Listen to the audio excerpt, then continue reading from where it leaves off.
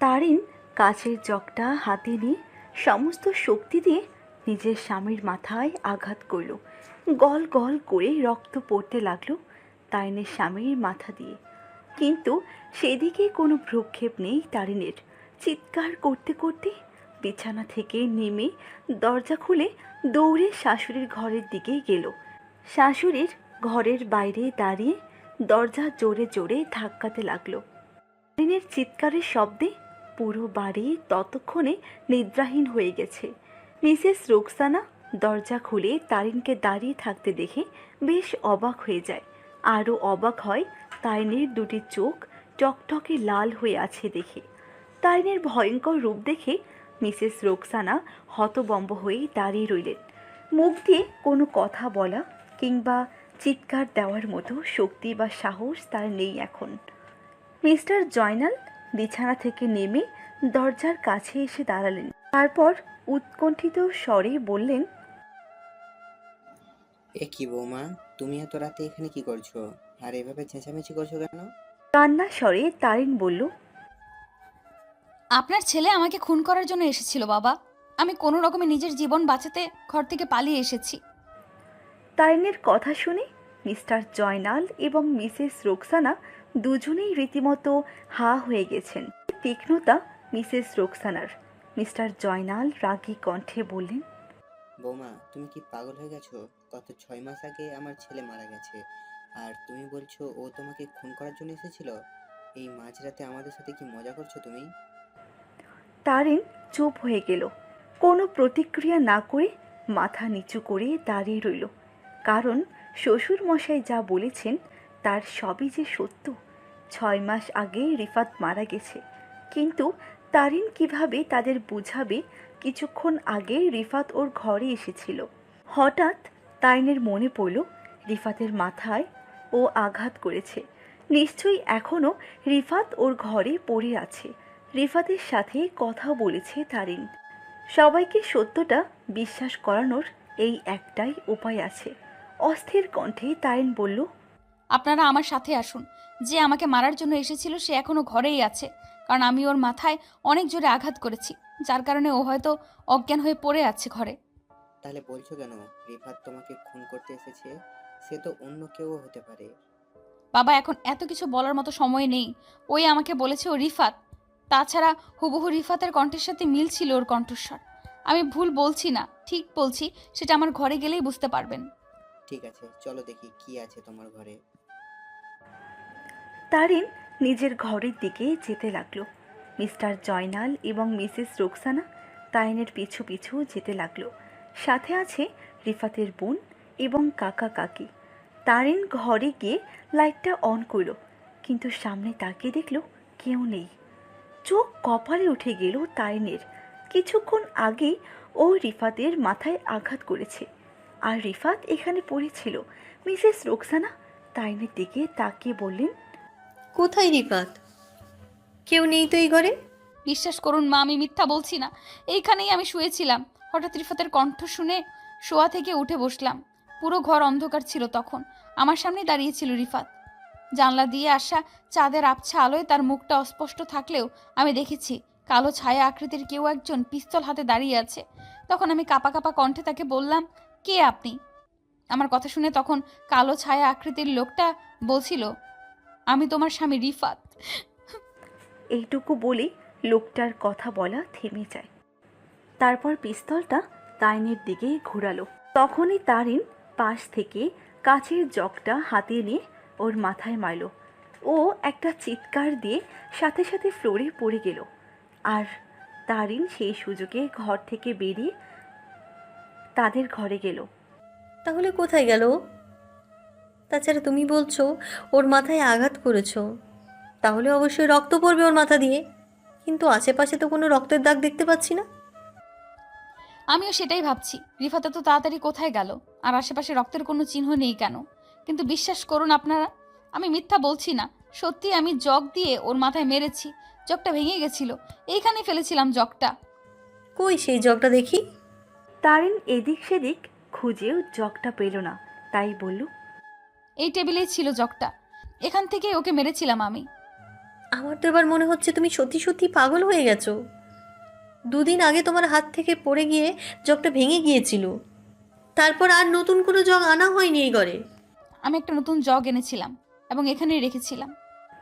বিরক্ত হয়ে মিসেস রোকসানা আবার বললেন, দেখো বৌমা, আমার মনে হয় তোমার মাথায় কোনো সমস্যা হয়েছে, আর না হয় কোনো স্বপ্ন দেখেছো তুমি। এরকম করলে আমি কালকেই তোমার বাপের বাড়িতে পাঠিয়ে দেব। তাই বলছি, আর কোনো কথা না বলে চুপচাপ ঘুমিয়ে পড়ো। কালকে তোমার বাবাকে ফোন করে আসতে বলবো আমি, তারপর একটা ব্যবস্থা করা হবে। তারিন কিছু বলল না, মাথা নিচু করে দাঁড়িয়ে রইল। মিসেস রোকসানা এবং মিস্টার জয়নাল ঘর থেকে চলে গেলেন। বাড়ির অন্যান্য সদস্যরাও চলে গেল ঘর থেকে। কিছুক্ষণ চুপ থেকে তারিন ফোন হাতে নিয়ে বেলকনিতে চলে এলো। এদিকে সেদিকে ভালো করে তাকিয়ে দেখে নিল একবার, তারপর একজনের নাম্বারে ফোন দিল। ওপাশ থেকে ফোন রিসিভ করে ঘুম জড়ানো কণ্ঠে বলল, হ্যাঁ জান, বলো। অয়ন, মনে হয় আমরা এবার ধরা পড়ে যাব। বিছানা থেকে লাফিয়ে উঠল অনয়, তারপর বলল, ধরা পড়ে যাব মানে? তারিন অয়নকে সবটা খুলে বলে। এটা কিভাবে সম্ভব? আমরা সবাই জানি রিফাত মারা গেছে, আর রিফাতের জানাজার নামাজও আমি পড়েছি। আমি কিছু বুঝতে পারছি না অয়ন, কিন্তু বিশ্বাস করো, আমি মিথ্যা কথা বলছি না। সত্যিই রিফাত বেঁচে আছে এবং আমাকে খুন করার জন্য এই বাড়িতে এসেছিল। আচ্ছা, তুমি কোনো চিন্তা করো না, আমি দেখছি কি করা যায়। ঠিক আছে, এখন রাখছি আমি। আচ্ছা। তারিন ফোন কেটে দিয়ে ঘরে এলো। বিছানায় বসে চোখ দিয়ে পুরো ঘরটা একবার দেখে নিল, তারপর চোখ বন্ধ করে শুয়ে পড়ল। রাতটা এভাবেই কেটে গেল তারিনের। চোখ বন্ধ করে রাখলেও শান্তি মতো ঘুমাতে পারেনি।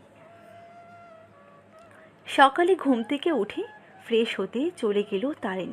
ফ্রেশ হয়ে খাওয়া দাওয়া শেষ করে বাড়ি থেকে বের হলো। রাস্তায় দাঁড়িয়ে অনয়কে ফোন করে বলল, হ্যাঁ জান, কোথায় তুমি? অনয় একটা রেস্টুরেন্টের নাম বলে ফোন কেটে দিল। তারিনও চলে গেল সেই রেস্টুরেন্টে। শোনো, তুমি কোনো চিন্তা করো না, আমার লোক তোমার বাড়ির চারিদিকে নজর রাখছে সব সময়। কেউ তোমার কোনো ক্ষতি করতে পারবে না। উফ তারিন, এইসব অযৌক্তিক কথা তোমার মুখে মানায় না।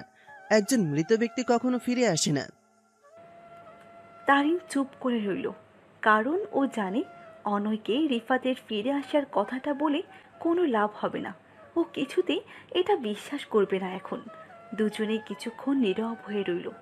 অনয় তারিনের একটা হাত ধরে বলল, জান, তোমার কাছে একটা অনুরোধ করব। বলো।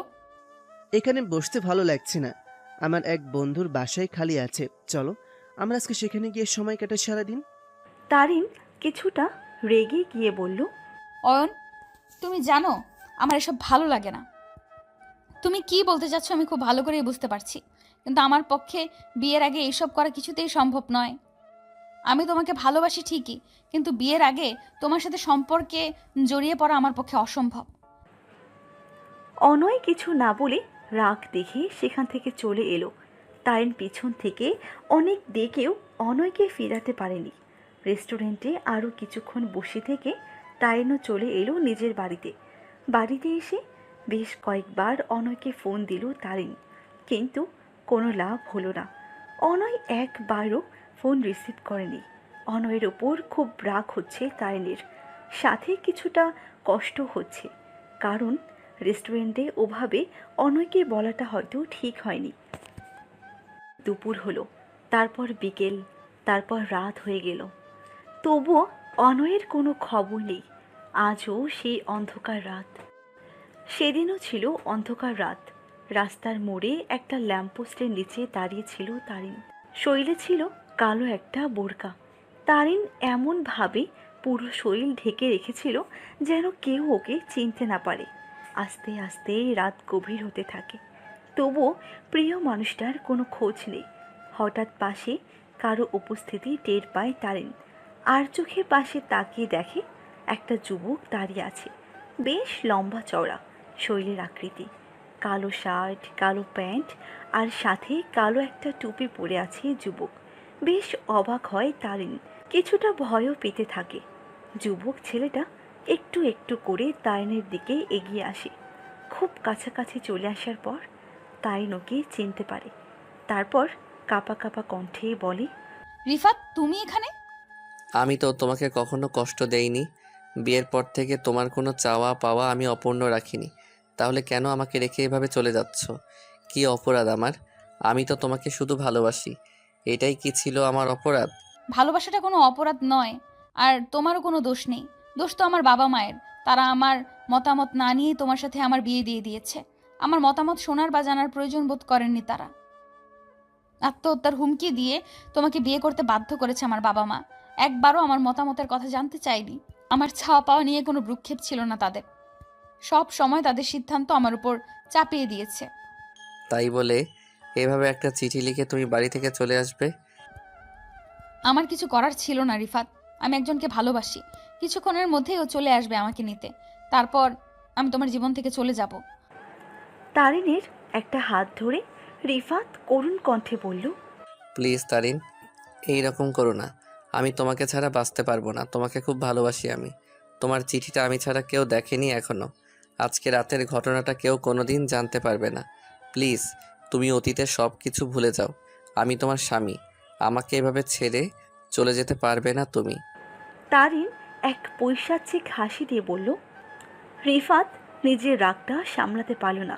নিজের সমস্ত শক্তি দিয়ে তারিনের গালে একটা থাপ্পড় মেরে দিল। তারপর রাগী কণ্ঠে বলল, লজ্জা করে না বিয়ের পর নিজের প্রাক্তন প্রেমিকের সাথে পালিয়ে যেতে?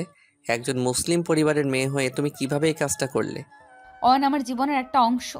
তোমার সাথে বিয়ে হলেও আমি ওকেই ভালোবাসি। এতক্ষণ তোমার সাথে খুব ভালো করে কথা বলেছি, কিন্তু আর না। এই মুহূর্তে যদি তুমি এখান থেকে না যাও, তাহলে আমার আসল রূপটা দেখতে পারবে তুমি।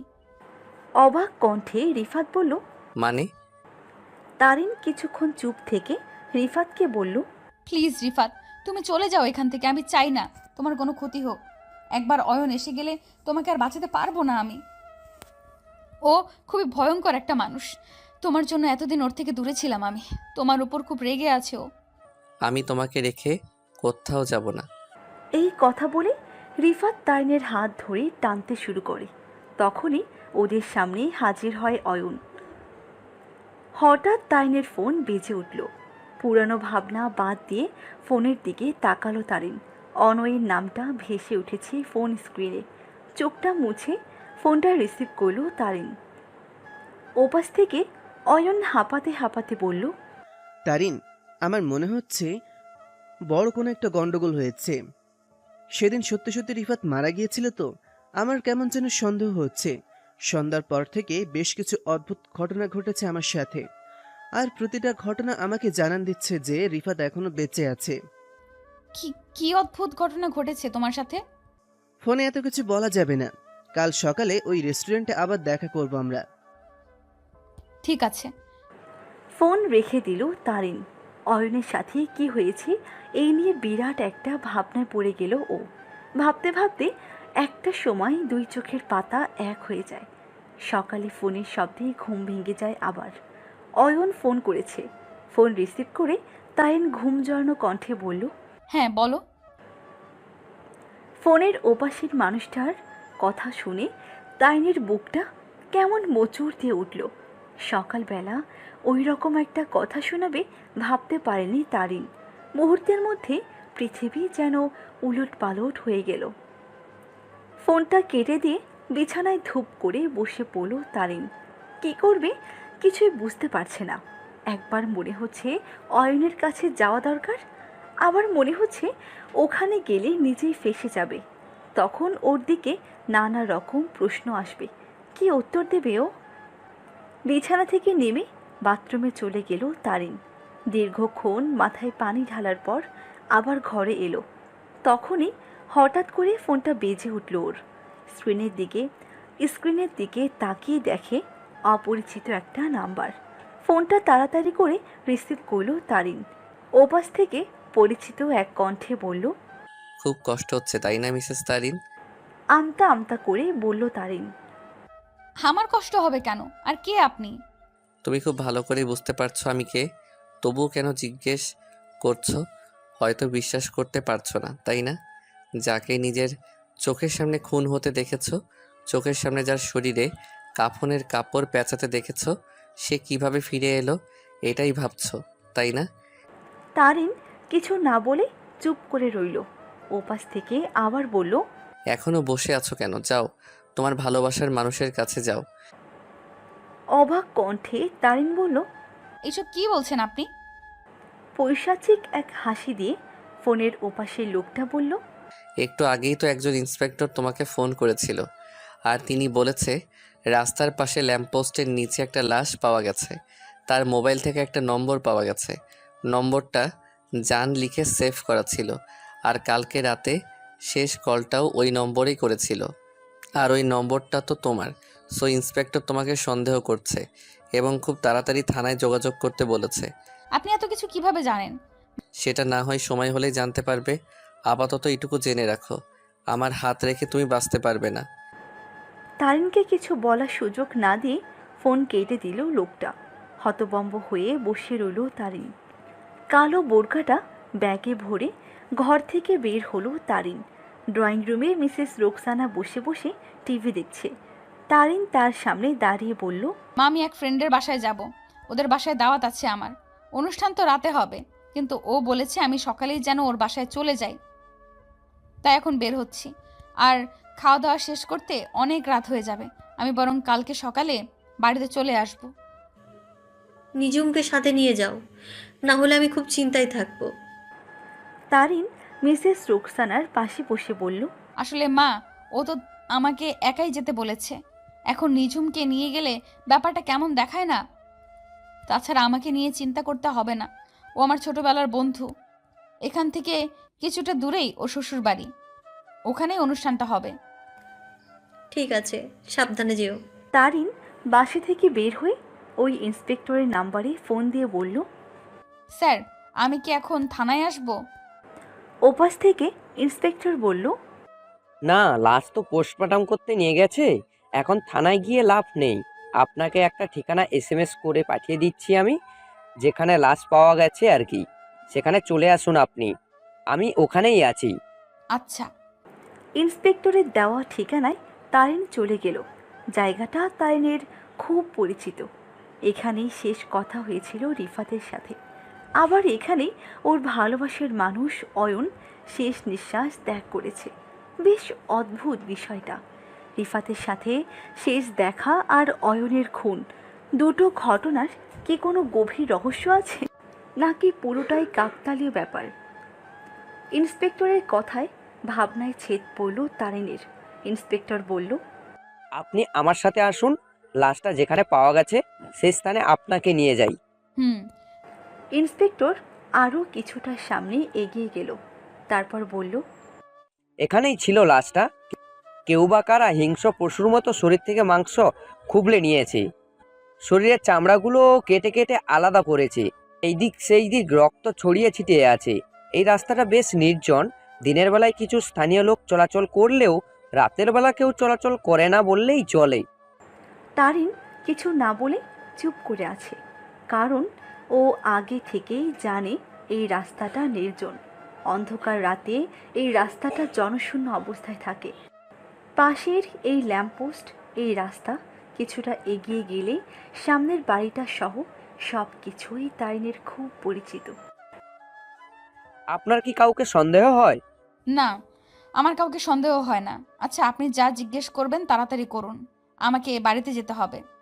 আমি তো কিছু জিজ্ঞেস করব না, এই কেস তো আমার দায়িত্বে পড়েনি, এটা ইন্সপেক্টর মাসুদ আহমেদের দায়িত্বে পড়েছে। যা জিজ্ঞেস করার উনিই করবে। আপনি এখন থানায় চলে যান, সেখানেই পেয়ে যাবেন মাসুদ স্যারকে। আচ্ছা। তারিন সেখান থেকে চলে এলো। থানায় ঢুকতে যাবে তখনই পিছন থেকে কেউ একজন ডাক দিল। তারিন পিছনে তাকিয়ে দেখে রিফাতের বোন নিঝুম। নিঝুমকে সেখানে দেখে বেশ অবাক হয় তারিন, সাথে কিছুটা ভয়ও পাচ্ছে, কারণ বাড়িতে বলে এসেছে ও ফ্রেন্ডের বাসায় যাবে। ও ফ্রেন্ডের বাসায় না, থানায় গিয়েছিল। তাহলে নানা রকম প্রশ্নের সম্মুখীন হতে হবে ওকে। নিঝুম তারিনের কাছে এসে বলল, ভাবি, তুমি এখানে কি করছো? আমার একটু কাজ ছিল এখানে। থানায় আবার তোমার কি কাজ থাকতে পারে? আসলে আমি এক ফ্রেন্ডের বাসায় যাচ্ছিলাম। ওর স্বামী এই থানার ইন্সপেক্টর। কোনো একটা ঘরের চাবি ওর স্বামীর সাথে নিয়ে এসেছে, সেটা এখন ওর দরকার। তাই আমাকে বললো যাওয়ার সময় যেন চাবিটা নিয়ে যাই। আমি আসবো তোমার সাথে? না না, আমি একাই পারবো, তুমি বরং তোমার কাজে যাও। আচ্ছা ঠিক আছে। নিঝুম আর কোনো কথা না বলে সেখান থেকে চলে এলো। কিছু দূর যাওয়ার পর নিঝুম তাকিয়ে দেখে তারিন নেই, হয়তো থানার ভিতরে চলে গিয়েছে। দীর্ঘ নিঃশ্বাস ছাড়ল নিঝুম, তারপর রহস্যময় একটা হাসি দিল। নিঝুম সেখান থেকে একটা রিক্সা নিয়ে চলে এলো। কিছু দূর যাওয়ার পর একটা বাড়ির সামনে রিক্সা দাঁড় করে একটা নাম্বার ফোনে ডায়াল করলো।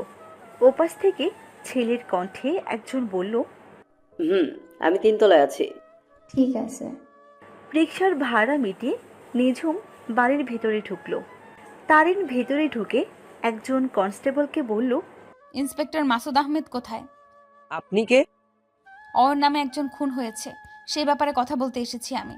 এই থানা থেকেই আমাকে ফোন করে আসতে বলা হয়েছিল। আচ্ছা, আপনি বসুন, আমি স্যারকে ডেকে দিচ্ছি। কিছুক্ষণ পর মাসুদ আহমেদ এলো। তারিন মাসুদ আহমেদকে দেখে যেন আকাশ থেকে পড়ল। মুহূর্তের মধ্যেই মাথাটা চক্কর দিয়ে উঠল ওর। মাসুদ আহমেদও তারিনকে এখানে আশা করেনি। পলকহীন চাহনিতে তাকিয়ে আছে তারিনের দিকে। মনে হাজারো প্রশ্ন ঘোরপাক খাচ্ছে তার। বেশ কিছুক্ষণ পর সে তারিনকে উদ্দেশ্য করে বলল, আপনি এখানে? তারিন কিছুটা ইতস্তত বোধ করল। এই মুহূর্তে কি বলা উচিত সেটা বুঝতে পারছে না ও। মাসুদ আহমেদ একসময় রিফাদের খুব ভালো বন্ধু ছিল, অনেকটা বেস্ট ফ্রেন্ডের মতো। রিফাদের স্ত্রী হিসেবে তারিনকে খুব ভালো করে চেনে মাসুদ আহমেদ। সেই মাসুদ আহমেদ আর এই ইন্সপেক্টর মাসুদ আহমেদ যে একই মানুষ তা বুঝতে পারেনি তারিন। আগে থেকে জানলে হয়তো এভাবে আসতো না। এখন নিশ্চিত নানা রকম প্রশ্ন করবে তিনি। অয়নের সাথে আপনাদের সম্পর্ক কি? ও কে? আপনি ওকে কিভাবে চিনেন?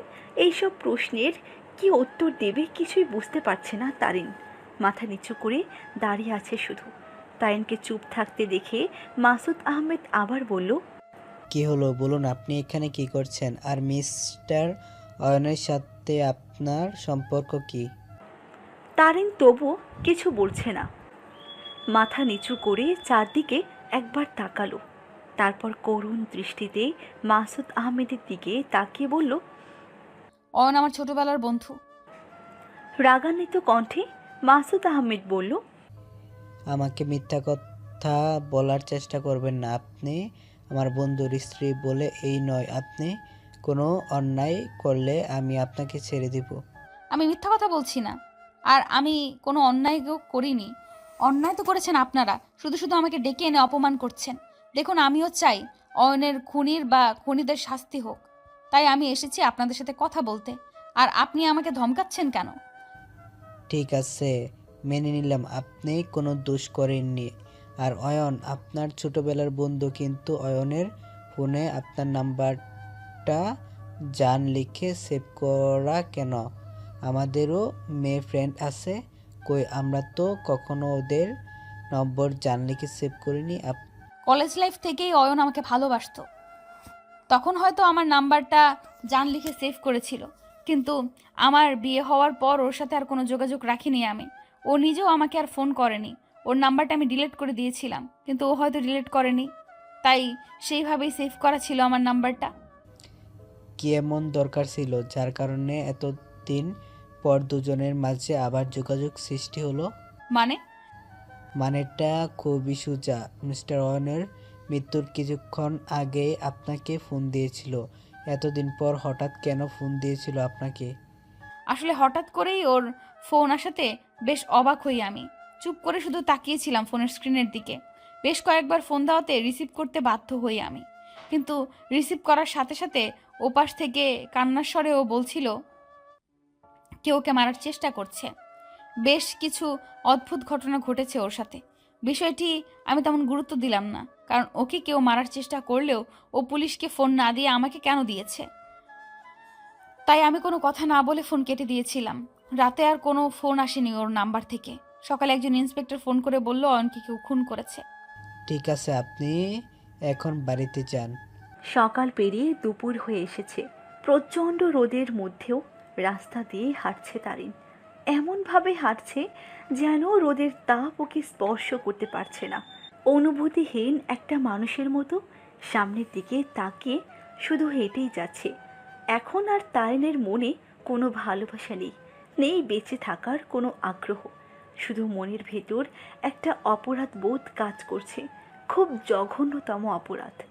আজ তারিনের মনে হচ্ছে সেদিন নিয়তিকে মেনে নিয়ে যদি রিফাতের সাথে সুখে সংসার করতাম, তাহলে হয়তো আজ এই পরিস্থিতিতে পড়তে হতো না, নতুন করে কাউকে আর মরতেও হতো না। আমার ভুলের জন্যই দুজন দুজনকে হারিয়েছি আমি।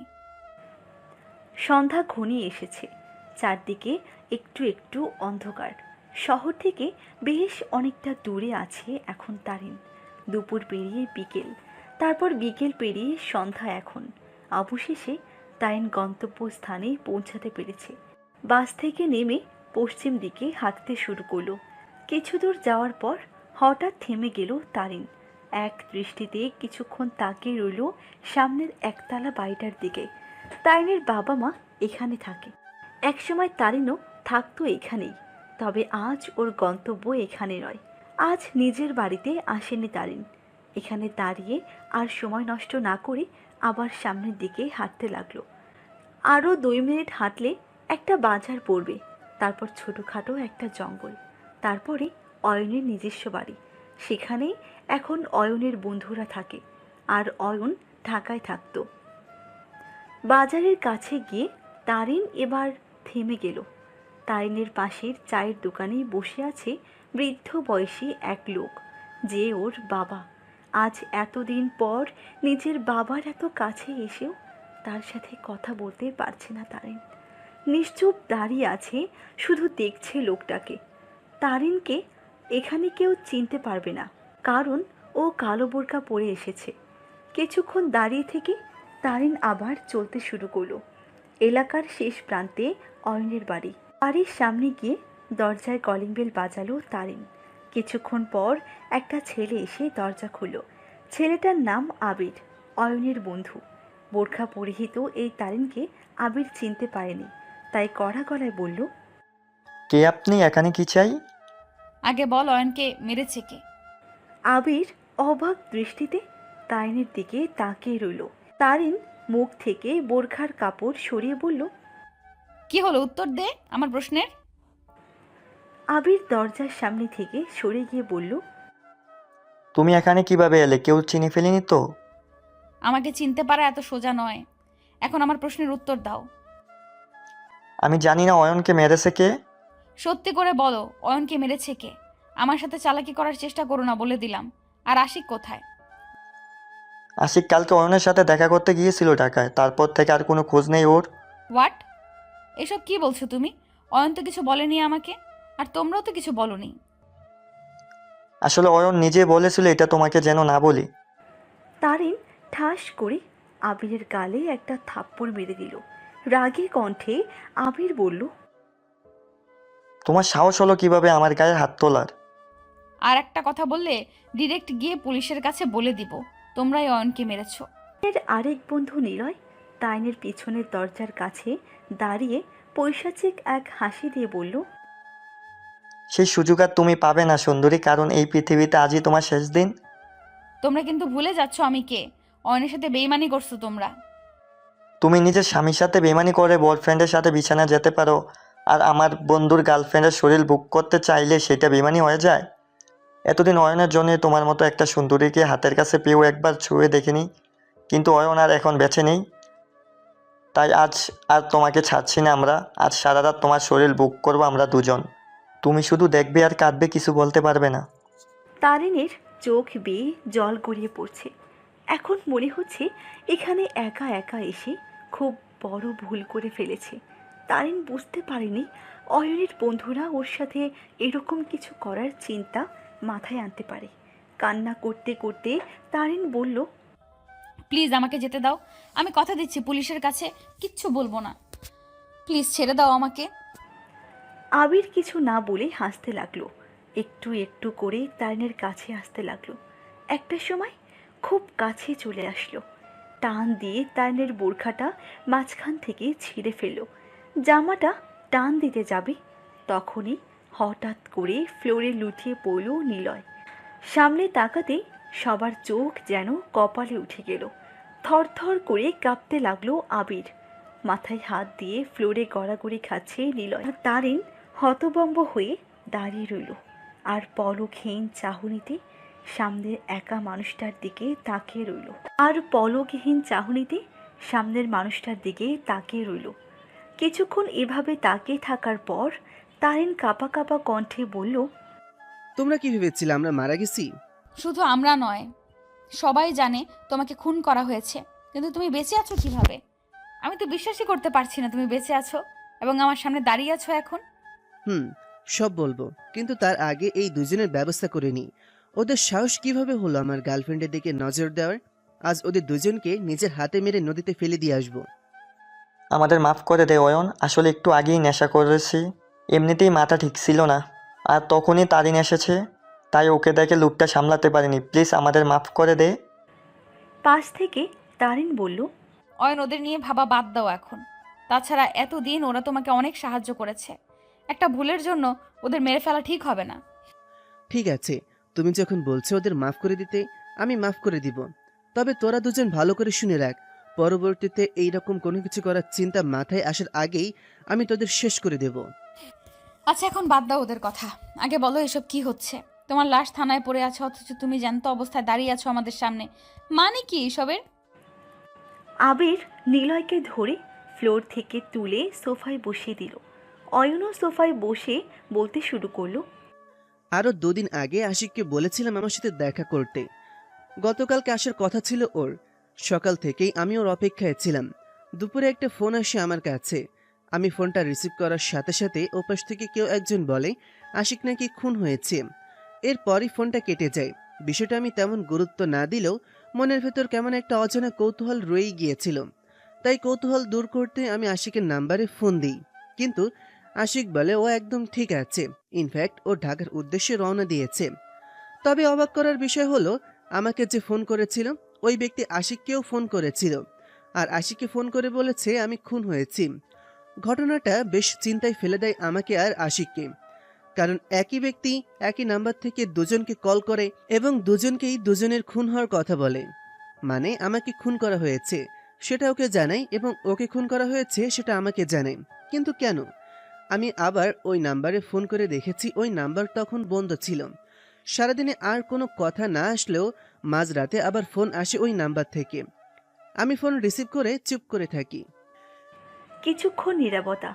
হঠাৎ এক পৈশাচিক হাসি দিয়ে হুবহু রিফাতের কণ্ঠে কেউ একজন বলল, আর মাত্র কয়েকটা মুহূর্ত আছে তোমার হাতে মিস্টার অয়ন, তারপর তোমাকে পৃথিবী থেকে চিরকালের জন্য বিদায় দিয়ে দিব। আমি কিছু না বলে শুধু শুনছিলাম আর বুঝতে চেষ্টা করছিলাম ফোনের ওপাশের লোকটার কণ্ঠটা রিফাতের কিনা, নাকি ওর কণ্ঠ নকল করে কেউ আমাকে বোকা বানাচ্ছে। কিন্তু অনেকবার নীরবে ওর কণ্ঠ শোনার পরও আমার মনে হয়নি কেউ রিফাতের কণ্ঠ নকল করে আমাকে বোকা বানাচ্ছে। আমি বুঝতে পারি এটা রিফাতেরই কণ্ঠ, কিন্তু এটা কিভাবে সম্ভব তা আমি জানি না। অয়নকে থামিয়ে দিয়ে তারিন বলল, সেই জন্যই তুমি সেই রাতে আমাকে ফোন করে বলেছিলে তোমার সাথে কিছু অদ্ভুত ঘটনা ঘটেছে, আর এটাও বলেছিলে তোমারও মনে হচ্ছে রিফাত বেঁচে আছে, তাই তো? সোফা থেকে উঠে দাঁড়ালো আবির, রাগী কণ্ঠে বলল, অসম্ভব, আমি নিজে রিফাতের মাথায় গুলি করেছি, ওর বাঁচার কোনো সম্ভাবনা ছিল না। তখনও আমি চেক করে দেখেছি ওর নিঃশ্বাস ছিল না, ঘটনার স্থানেই মারা গিয়েছিল। আরে ইয়ার, সে তো আমিও গুলি করেছিলাম, বাট আমিও বুঝতে পারছি না রিফাত কিভাবে বেঁচে গেল। আমি বলেছিলাম না সেদিন রাতে রিফাতে ছিল আমার ঘরে। রিফাত সেদিন মাঝরাতে আমাকে মারার জন্যই এসেছিল, আমার সাথে কথাও হয়েছিল ওর, কিন্তু আমার শ্বশুর শাশুড়ি কেউই বিশ্বাস করেনি আমার কথা। আমিও প্রথমে বিশ্বাস করতাম না, যদি পরের ঘটনা নিজের চোখে না দেখতাম। ওই ঘটনা দেখে আমি পুরোপুরিভাবে শিওর হয়ে গিয়েছি যে রিফাত বেঁচে আছে। সবাই অয়নের দিকে জিজ্ঞাসা দৃষ্টিতে তাকিয়ে রইল। অয়ন আবার বলতে শুরু করলো, এরপর লোকটা ফোন দেয়, তারপর আবার বন্ধ করে দেয় নাম্বারটা। আমি বাড়ি থেকে বের হলাম না, আশিকের জন্য অপেক্ষা করতে লাগলাম। গভীর রাতে আশিক এলো আমার বাড়িতে। আনুমানিক তখন রাত প্রায় 1টা বাজে। তো আশিকের সাথে কথা বলতে বলতে 2টা বেজে যায়। বেশ কিছু দরকারি জিনিসপত্র আনার জন্য আমি ওকে একটা জায়গায় পাঠাচ্ছিলাম। ওর নিজের কাজ শেষ করতে আর অনেকটা সময় বার জার্নি করার কারণে ওর শার্টটা ময়লা হয়ে গিয়েছিল, তাই ও আমার একটা শার্ট পরে বাড়ি থেকে বের হয়েছিল। সাথে আমার বাইকটাও নিয়ে গিয়েছিল। ঘর থেকে হেলমেট পরে বের হয়ে গেটের কাছ থেকে বাইকটা নিয়ে আস্তে আস্তে রাস্তার দিকে যেতে শুরু করলো। আমি তখন ঘরে বসেছিলাম। হঠাৎ করে একটা গুলির শব্দ হলো, আর সাথে সাথে বাইকটা আছড়ে পড়ার শব্দ। আমি জানালা দিয়ে রাস্তার দিকে তাকিয়ে দেখি আমার বাড়ি থেকে কিছুটা সামনের একটা ল্যাম্পপোস্টের ওইখানে ওপর হয়ে পড়ে আছে আশিক। ঠিক ওর পেছনে 2জন পিস্তল হাতে দাঁড়িয়ে আছে। এই ঘটনা দেখে আমার পুরো শরীরটা কেমন ঝাঁকি দিয়ে উঠল। পিস্তল হাতে দাঁড়িয়ে থাকা 2জন ব্যক্তির মধ্যে একজন ছেলে আর একজন মেয়ে। ল্যাম্পপোস্টের আলোতে আমি স্পষ্ট দেখছিলাম মেয়েটা কালো একটা বোরকা পরে আছে, চোখ মুখ সব ঢাকা। ছেলেটাও কালো একটা কাপড় পরে আছে, মাথায় একটা কালো টুপি, মুখে কালো মুখোশ। 2জনের কারো মুখে আমি স্পষ্ট দেখতে পারছিলাম না। আশিক তখনও ওভাবে রাস্তায় পড়েছিল, হেলমেটটা কিছুটা দূরে গিয়ে পড়ে আছে। ছেলেটা ওর আরো কাছে চলে গেল। এক মুহূর্ত দেরি না করে পরপর 4টা গুলি চালায় ওর মাথায়। তারপর কিছুক্ষণ ওখানে দাঁড়িয়ে থেকে ওরা 2জন চলে গেল সেখান থেকে। আশিক কয়েকবার নড়ে উঠল, তারপর একেবারে চুপ হয়ে গেল। আমি আর দেরি না করে পেছনের দরজা দিয়ে বাড়ি থেকে বের হলাম।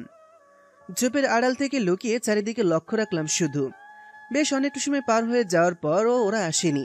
তখন আমি ভালো করে চিন্তা করে দেখলাম ওরা আমাকে খুন করার জন্য এসেছিল। আশিকের গায়ে আমার শার্ট আর আমার বাইক ছিল, তাই ভেবেছিল ওটা আমি। আর মুখটাও হেলমেট দিয়ে ঢাকা ছিল শুরু থেকেই। পরে অবশ্য হেলমেটটা খুলে গিয়েছিল, কিন্তু রাস্তার উপর হয়ে পড়ে থাকার কারণে ওরা আশিকের মুখটা দেখতে পায়নি, তাই ওকে মেরে দিয়েছে। তখনই আমি একটা প্ল্যান করি, আশিকের পুরো শরীর এমনভাবে ক্ষতবিক্ষত করি যেন কেউ ওকে চিনতে না পারে। আমার ফোন, মানি ব্যাগ, বাইক সহ আর কিছু ইনফরমেশন ওইখানে রেখে আসি, যেন সবাই ভাবে লাশটা আমি মারা গেছি। তারপর অন্য একটা জায়গায় চলে যাই আমি। কালকে সারাদিন সেখানে থেকে আজকে সকালে সেখান থেকে আসার উদ্দেশ্যে রওনা দিই। ভাগ্যক্রমে সঠিক সময় এসে পৌঁছাতে পেরেছি আমি, না হলে আজ তোদের মতো বেঈমানদের হাতে তারিনের জীবনটা শেষ হয়ে যেত। তোদের উপর আমার অনেক বিশ্বাস ছিল, আর সেটা হারালি। আবির আর নিলয় 2জন একসাথে বলল, সরি দোস্ত, মাফ করে দে প্লিজ। মাফ তো করাই যায়, তবে আগের মতন আর তোদের উপর ভরসা করতে পারবো না আমি। একমাত্র আশিকই ছিল যে আমার সাথে বেইমানি করার চিন্তা নিজের মাথাতেও আনতো না। আর শুভর কথা কি বলবো, ও এখন কোথায় আছে, কি অবস্থায় আছে, আমরা কেউ কিচ্ছু জানি না। আমার মনে হয় শুভকে রিফাত মেরে ফেলেছে। ও একে একে সবাইকে মারবে। প্রথমে শুভকে মেরেছে, তারপর তোমার উপর অ্যাটাক করেছে। কিন্তু আশিকের ভাগ্য খারাপ ছিল বলে তোমার জায়গায় ওকে জীবন হারাতে হলো। তারিন আর অয়ন বাড়ি থেকে বেরিয়ে এলো। অয়ন গাড়ি নিয়ে এসেছিল, সেটা দিয়ে ওরা ঢাকার উদ্দেশ্যে রওনা দিয়েছে। মাঝরাতে ওরা ঢাকায় পৌঁছে গেছে। রাস্তায় কোনো জ্যাম ছিল না বলে খুব তাড়াতাড়ি চলে এসেছে ওরা। তারিন বলল, কোথায় যাবে এখন? আগের বাড়িটায় এখন আর যাওয়া হবে না, তাই আমি অন্য একটা বাড়ি ঠিক করে রেখেছি, যেন এই কয়দিন ওইখানেই থাকতে পারি। আমাকে ওখানে নিয়ে চলো, সকালের আগে আমি বাড়িতে যেতে পারবো না। বাড়িতে গিয়ে অয়ন আর তারিন ফ্রেশ হয়ে নিল। তারপর হালকা কিছু খাবার খেয়ে 2জন 2 ঘরে ঘুমিয়ে পড়ল। সকালে ফোন রিংটোনের শব্দে ঘুম ভেঙে যায় তারিনের। সকাল হয়ে গেছে, তাড়াতাড়ি ফ্রেশ হয়ে রুমের বাইরে এসো। এত সকালে রান্না করার কোনো প্রয়োজন ছিল না, বাইরে থেকে কিছু একটা কিনে আনলেই হতো। এই প্রথমবার তুমি আমার বাড়িতে থাকছো, এখন আমি তোমার স্বামী হইনি, তবুও একটা দায়িত্ববোধ থেকেই যায়, তাই ভাবলাম নিজের হাতেই রান্না করে তোমাকে খাওয়াই। তারিন এদিক ওদিক তাকাতে তাকাতে সোফায় গিয়ে বসলো। রিমোটটা হাতে নিয়ে টিভি অন করতে ব্রেকিং নিউজে চোখ আটকে গেল তারিনের। রিমোটটা হাত থেকে পড়ে গেল। চিৎকার দিয়ে অয়নকে ডাক দিল। তারিনের হাত পা সব কেমন অবশ হয়ে আসছিল। অয়ন নিজেও ব্রেকিং নিউজ দেখে হতভম্ব হয়ে দাঁড়িয়ে রইল। বেশ কিছুক্ষণ পর তারিন বিস্ময়কর কণ্ঠে বলল, এসব কি হচ্ছে অয়ন? নিলয় আর আবিরকে এইভাবে মেরেছে কে? কালকে সন্ধ্যার পরেও তো ওদের সাথে কথা বলে এলাম, এইটুকু সময়ের মধ্যে ওদের মারলো কে?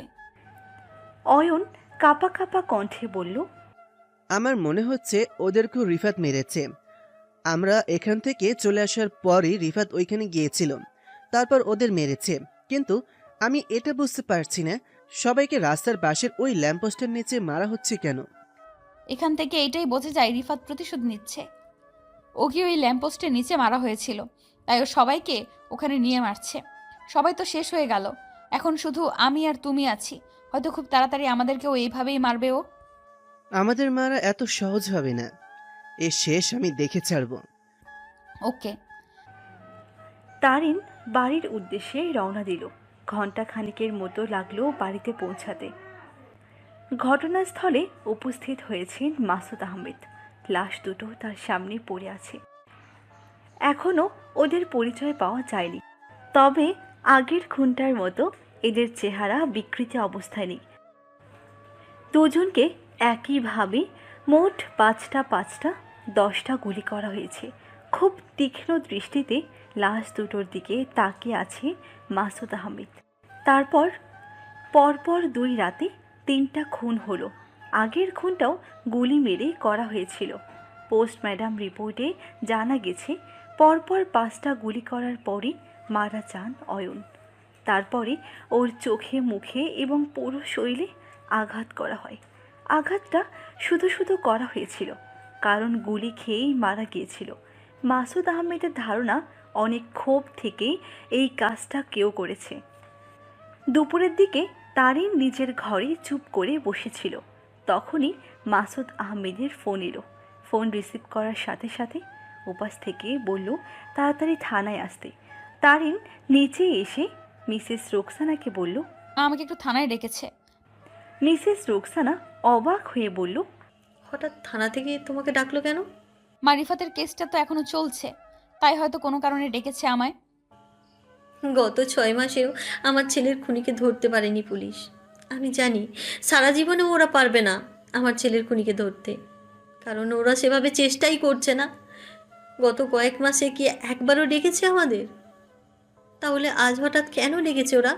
তাছাড়া আমরা তো চাই রিপাতের খুনির শাস্তি হোক। আরও কিছু কথা বলে কোনো রকমে মিসেস রোকসানাকে বুঝিয়ে বাড়ি থেকে বের হলো তারিন। থানায় গিয়ে সরাসরি মাসুদ আহমেদের সাথে দেখা করলো। মাসুদ আহমেদ তারিনকে বসতে বলে 2টো ছবি বের করলো। তারপর তারিনকে ছবি দুটো দেখিয়ে বলল, দেখুন তো এই দুজনকে চিনতে পারেন কি না? তারিন কিছুক্ষণ তাকিয়ে রইল ছবি দুটোর দিকে, তারপর বলল, না। আপনি কি জানেন এই দুজনকে কাল রাতে খুন করা হয়েছে এবং সেখানেই খুন করা হয়েছে যেখানে 6 মাস আগে আপনার স্বামী রিফাতকে এবং গত পরশু রাতে আপনার বন্ধু অয়নকে খুন করা হয়েছিল। হ্যাঁ, সকালে ব্রেকিং নিউজে দেখেছি 2জন খুন হয়েছে। আচ্ছা, আপনার কি মনে হচ্ছে না এই 4টা খুনের পিছনে একটা বড় রহস্য আছে, বা একই ব্যক্তি এই 4 জনকে খুন করেছে? দুঃখিত, আমার এরকম কিছু মনে হচ্ছে না। এসব আপনাদের কাজ, আপনারা ভালো বুঝতে পারবেন। আমার বাড়িতে একটু কাজ আছে, এখন আমাকে বাড়িতে যেতে হবে। আপনি বোধহয় আমাকে এখনো চিনে উঠতে পারেননি তারিন। হয়তো রিফাতের বন্ধু হিসেবে কিছুটা চিনেন, তবে আপনি জানেন না আমি কি জিনিস। আপনি এসব কি বলছেন? আমি মিথ্যা বলেছি মানে কি? দেখুন, এইখানে বসে আপনার সাথে ফাজলামি করার কোনো মুড নেই আমার। মাসুদ আহমেদ ধুম করে টেবিলে একটা থাপ্পড় দিল। তারপর রাগী কণ্ঠে বলল, আপনার কি মনে হচ্ছে আমি আপনার সাথে ফাজলামি করছি? শুধু একটু ক্লিয়ার করে সবটা বলুন প্লিজ, আমি কিছু বুঝতে পারছি না। মাসুদ আহমেদ একজন কনস্টেবলকে ইশারা করে বলল, ওনাকে নিয়ে আসুন। কনস্টেবল চলে গেল। কিছুক্ষণ পর তারিনের সামনে একজন এসে দাঁড়ালো। তাকে দেখে তারিন বসা থেকে দাঁড়িয়ে গেল। হাঁ করে তাকিয়ে রইল তার দিকে, যেন বিশ্বাস হচ্ছে না ওকে এখানে দেখতে পাবে। অয়ন, তুমি এখানে? কিছুক্ষণ আগে ওনাকে অ্যারেস্ট করেছি আমি। কিন্তু কেন? ওর কি অপরাধ যে আপনি ওকে অ্যারেস্ট করেছেন? পুলিশকে ধোঁকা দেওয়ার কি কোনো অপরাধ নয়? উনি জীবিত অবস্থা থেকেও আমাদের সামনে আসেননি। তাছাড়া আপনিও আমাদের মিথ্যা বলেছেন। হ্যাঁ, এটা ঠিক যে অয়ন নিজেকে মৃত ব্যক্তি হিসেবে উপস্থাপন করেছে সবার সামনে, আর আমিও মিথ্যে বলেছি। কিন্তু কেন আমরা এটা করেছি সেটা কি আপনি জানেন? তাহলে শুনুন কেন আমরা এত মিথ্যে বলেছি। আপনি নিশ্চয়ই জানেন রিফাত মারা গেছে। হ্যাঁ আমি জানি রিফাত মারা গেছে, কিন্তু আপনি এ কথা আমাকে জিজ্ঞেস করছেন কেন? ভুল জানেন আপনি, রিফাত মারা যায়নি। আমি জানি না রিফাত এখন কোথায় আছে, তবে এটা জানি রিফাত বেঁচে আছে। তারিনকে থামিয়ে দিয়ে মাসুদ আহমেদ বলল, এসব বলে মিথ্যাটা ঢাকার চেষ্টা করবেন না তারিন। আমরা সবাই জানি 6 মাস আগে রিফাত মারা গেছে, কেউ ওকে খুন করেছে। প্লিজ স্যার, বিশ্বাস করুন আমার কথা, আমি একটু মিথ্যা কথা বলছি না। রিফাত আমাদের ফোন করে হুমকি দেয়, আর ওই মেরেছে অয়নের 3 জন বন্ধুকে। আমি ঠিক বুঝতে পারছি না আপনার কথা। রিফাত মাঝে মাঝে ফোন করে বলতো ও আমাকে মেরে ফেলবে, আর সাথে অয়নের বন্ধু সহ ওর পরিচিত সবাইকে মেরে ফেলবে। সেদিন রাতে আমার ঘরে এসেছিল আমাকে খুন করার জন্য, কিন্তু ভাগ্যক্রমে আমি বেঁচে যাই। পাশের টেবিলে থাকা কাচের জগ দিয়ে ওর মাথায় মারি। তারপর ঘর থেকে বেরিয়ে আসি আমি। অনেক জোরে মারার কারণে মাথা নিয়ে প্রচুর পরিমাণে রক্ত পড়ার কথা ছিল ওর, কিন্তু পরে রিফাতের বাবা মা সহ রিফাতের কাকা এবং বোনকে সাথে নিয়ে আবার যখন ঘরে যাই, তখন কাউকে পাইনি ঘরে। কাচের জগটাও ভেঙে গিয়েছিল, কিন্তু অদ্ভুত বিষয় হলো ঘরে একটা কাচের টুকরোও পাইনি, আর কোনো রক্তও ছিল না। ঘরের জিনিসপত্রও সেই আগের জায়গায় ছিল। চারদিকে তাকিয়ে কোনোভাবেই বোঝা যাচ্ছিল না একটু আগে ঘরে ভয়ঙ্কর কিছু একটা ঘটে গেছে। আমার কথা কেউ বিশ্বাস করছিল না তখন, তাই আমি আর বাড়ির সবাই সেই বিষয়ে কোনো কথা বলিনি। কিন্তু পরের দিন আমাকে আবার ফোন দেয় রিফাত, হুবহু একই কণ্ঠ। কোনোভাবেই বোঝার উপায় নেই ওটা রিফাত না, অন্য কেউ ওর কণ্ঠ নকল করে কথা বলছে। সেদিন অয়নের উপর অ্যাটাক হওয়ার আগে অয়নকেও ফোন করে হুমকি দিয়েছে। তারিনের কথা শুনে মাসুদ আহমেদ আরও রেগে গিয়ে বলল, মজা করছেন আমার সাথে? চোখের সামনে যার কবরের মাটি দিতে দেখলাম, সে আবার জীবিত হয়ে আপনাদের ফোন করে হুমকি দিচ্ছে। তারিন কিছু বলল না, কারণ ও জানে এখন এই বিষয়ে যা বলবে তার কিছুই মাসুদ আহমেদ বিশ্বাস করবে না। মাসুদ আহমেদ অয়নের দিকে তাকিয়ে রইল। এবার আপনি বলুন, সেদিন রাতে ঠিক কি হয়েছিল? অয়ন তারিনের দিকে একবার তাকালো, তারিনও অয়নের দিকে একবার তাকালো। মাসুদ আহমেদ আবার বলল, কি হলো বলুন। অয়ন দীর্ঘ নিঃশ্বাস ছেড়ে বলতে শুরু করলো, সেদিন দুপুরে রিফাত আমাকে ফোন করে হুমকি দেয়, আর এটাও বলে আমার হাতে আর বেশিক্ষণ সময় নেই। আমি ওর কথার কোনো গুরুত্ব দেইনি। সেদিন রাতে আমার বাড়িতে এক বন্ধুর আসার কথা ছিল। বন্ধুর আসার কথা ছিল মানে? ওর নাম আশিক। আশিক ঢাকায় একটা কাজে আসে, আমার বাড়িতে 2 দিন থাকবে বলেছিল। তো বিকালের দিকে ও আসে বাড়িতে, কিন্তু সন্ধ্যার পরে আমার একটা কাজ পড়ে যায়, তাই ওকে বাড়িতে রেখে আমি সন্ধ্যার পরই বাস ধরে শহরের বাইরে চলে যাই। কিন্তু পরের দিন টিভিতে ব্রেকিং নিউজে দেখলাম আমার বাড়ির সামনে একজনের লাশ পাওয়া গেছে, পুরো শরীর বিকৃত অবস্থায়, কোনোভাবেই চেনার উপায় নেই ওকে। কিন্তু লাশটা পাশে থাকায় বাইকের কাগজপত্র এবং মোবাইল দেখে সবাই ভেবে নেয় লাশটা অয়ন নামের একজনের। আমি বুঝতে পারি এটা আশিকের লাশ। সত্যি কথা বলতে কি, আমি খুব ঘাবড়ে যাই এই রকম ভয়ঙ্কর একটা ঘটনায়। সাহস হচ্ছিল না সবার সামনে যাওয়ার। যদি সবাই ভেবে নেয় আমি খুনটা করেছি, তাই সবার সামনে আসতে পারিনি। তাছাড়া আমি জানতাম এই কাজটা রিফাতের, কারণ ও আগেই আমাকে মারার হুমকি দিয়েছিল। সবার সামনে না আসার আরেকটা কারণও আছে, তা হলো রিফাত। ও যদি জানতো আমি এখনো বেঁচে আছি, তাহলে হয়তো আবার আমাকে খুন করার চেষ্টা করত। ঠিক আছে, আমি আপনাদের এখন ছেড়ে দিচ্ছি, তবে এই কেস সমাধান হওয়ার আগে আপনারা কেউ শহরের বাইরে যাবেন না। বাড়ির ঠিকানা আর আপনার বর্তমান নম্বরটা আমাকে দিয়ে যান। ঠিকানা আর নাম্বার দিল। তারপর দুজনে থানা থেকে বেরিয়ে নিজেদের বাড়ি চলে গেল। রাত প্রায় 1টা বাজে। ড্রয়িং রুমে পায়চারি করছে অয়ন, মাথায় এক রাশ চিন্তা ওর। এই সময়ে আশিক সাথে থাকলে কোনো সমস্যা হতো না ওর। আশিক ওকে সব সময় সাপোর্ট দিয়ে এসেছে। অয়নের সবচেয়ে বিশ্বাসী বন্ধু ছিল আশিক, কিন্তু সে তো আর বেঁচে নেই। কী করবে কিছুই ভেবে পাচ্ছে না অয়ন। হঠাৎ পকেটে থাকা ফোনটা বেজে উঠল। ফোন বের করে স্ক্রিনের দিকে তাকাতেই ভ্যাবাচেকা খেয়ে গেল অয়ন। শুভর নাম্বার থেকে ফোন এসেছে। এতদিন পর আজ শুভ ফোন দিয়েছে। অনেক ট্রাই করে গত কয়েকদিনে একবারের জন্য শুভ নাম্বারটা খোলা পায়নি। উধাও হয়ে যাওয়ার পর থেকেই নাম্বারটা অফ ছিল। ভাবতে ভাবতে ফোনটা রিসিভ করলো অয়ন। ওকে কিছু বলার সুযোগ না দিয়ে ফোনের ওপাশে লোকটা অস্থির এবং ক্লান্ত কণ্ঠে বলল, অয়ন, আমি শুভ বলছি। শুভ, তুই এখন কোথায়? আর তুই অস্থির হয়ে কথা বলছিস কেন? কি হয়েছে তোর? শুভ ব্যথায় চিৎকার করে উঠল। এতে অয়নের কণ্ঠ আরো ভারী হয়ে গেল। কি হলো? তুই এভাবে চিৎকার করছিস কেন? বল কি হয়েছে তোর? আর এখন কোথায় আছিস? শুভ কোনো কথা না বলে কাঁদতে শুরু করলো। পুরো শরীরে আঘাত ওর, তবুও অনেক কষ্টে বলল, কারা যেন আমাকে মারার চেষ্টা করেছে। এতদিন ওরাই আমাকে আটকে রেখে অনেক অত্যাচার করেছে। আজ কোনোভাবে ওদের হাত থেকে পালিয়ে এসেছি আমি। প্লিজ অয়ন, আমাকে বাঁচা। আমার খুব কষ্ট হচ্ছে, সহ্য করতে পারছি না আমি। তুই ছাড়া তো আমার আর কেউ নেই। প্লিজ বাঁচা আমাকে, খুব কষ্ট হচ্ছে আমার। ওরা হয়তো আমাকে অনেক খোঁজাখুঁজি করতেছে, আর বেশিক্ষণ আমি পালিয়ে থাকতে পারবো না। একসাথে হাঁপাতে হাঁপাতে কথাগুলো বলল শুভ। উৎকণ্ঠিত কণ্ঠে অয়ন বলল, তুই কোনো চিন্তা করিস না, আমি বাঁচাবো তোকে। কিন্তু আগে বল, তুই এখন কোথায় আছিস আর কারা তোকে মারতে চায়? আমি চিনি না ওরা কারা। একটা মেয়ে আর একটা ছেলে ছিল। দুজনের শরীরের ছিল কালো জামা। ছেলেটার মাথায় একটা কালো টুপি ছিল। এক মুহূর্তের জন্য কেউ মুখোশ খোলেনি। অয়নের আর বুঝতে বাকি রইল না ওরা কারা ছিল। তবে অয়নের এটা ভেবে অবাক লাগছে যে এতদিন ধরে ওরা শুভকে বাঁচিয়ে রেখেছে। কিন্তু কেন বাঁচিয়ে রেখেছে তার উত্তর অজানা অয়নের।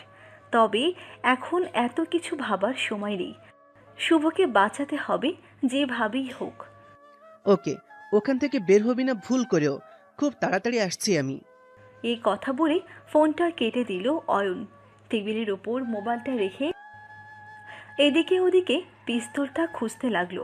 যখন মনে অস্থিরতা আর মাথায় এক রাশ চিন্তা থাকে, তখন সামনে থাকা জিনিসটাও চোখে পড়ে না। অনেক খোঁজাখুঁজি করে সময় লাগবে পৌঁছাতে, কিন্তু এত সময় অয়নের কাছেই নেই এখন। তাই একটা প্রাইভেট কার ভাড়া করে রওনা দিল ওর আগে বাড়িটার উদ্দেশ্যে। নিজের বাড়িতে বারান্দায় দাঁড়িয়ে আছে মাসুদ আহমেদ। এক দৃষ্টিতে বাইরের দিকে তাকিয়ে আছেন তিনি পুলিশে জয়েন করার পর থেকে আজ পর্যন্ত এইরকম অদ্ভুত কেসের সম্মুখীন হয়নি কখনো। আজ পর্যন্ত কোনো কেস তাকে দুশ্চিন্তায় ফেলতে পারেনি, কিন্তু এই কেসটা তাকে রীতিমতো আহত করে ফেলছে। খুনি কোনো প্রমাণ রেখে যায়নি কোথাও। 3টে খুন করেছে, অথচ কোথাও কোনো ভুল করেনি। অন্য সব খুনিরা কোথাও না কোথাও একটা ভুল করে যায়, আর সেই ভুলের সূত্র ধরেই মাসুদ আহমেদ তাকে ধরে। কিন্তু এখনও এই কেসের আগামাথা বুঝতে পারছেন না উনি।